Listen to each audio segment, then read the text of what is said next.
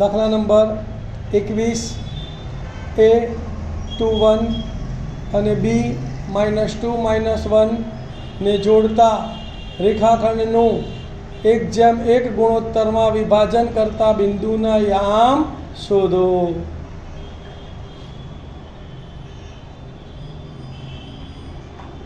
ધ્યાન આપજો. 1:1 નો ગુણોત્તર આપ્યો એટલે મધ્ય બિંદુના યામની રીતે પણ આ દાખલો ગણી શકાય, પણ આપણે તેને વિભાજન સૂત્રનો ઉપયોગ કરીને દાખલો ગણવાનો છે. તો આપણે લાઈનસર લખીશું કે ધારો કે અહીં a 2 -1 અને b -2 1 ને જોડતા રેખાખંડ AB નું 1:1 ના ગુણોત્તરમાં વિભાજન કરતું બિંદુ PXY છે. આકૃતિ જોઈ લો. a ના યામ 2 1 છે, b ના યામ -2 -1 છે. આ બિંદુ PXY છે એનો ગુણોત્તર 1:1 છે.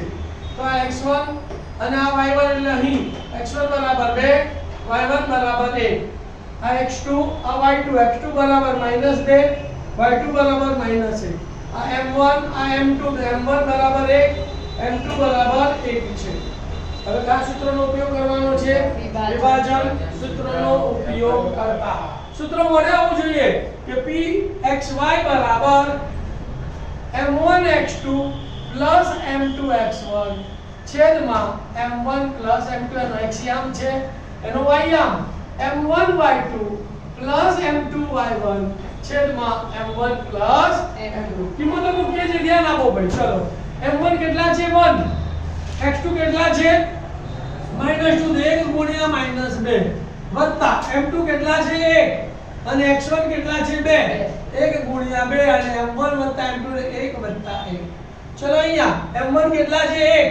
1. y2 કેટલા છે? -1, તો 1 ગુણ્યા -1 વત્તા m2 કેટલા છે? 1 અને y2 કેટલા છે? 1, તો 1 ગુણ્યા 1 છેદમાં m1 m2 એટલે 1 1.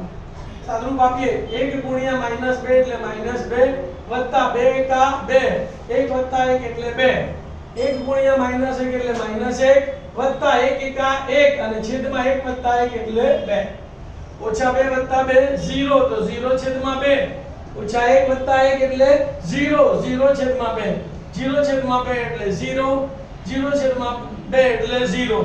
તો માટે વિભાજન કરતા બિંદુના યામ 0 0 છે.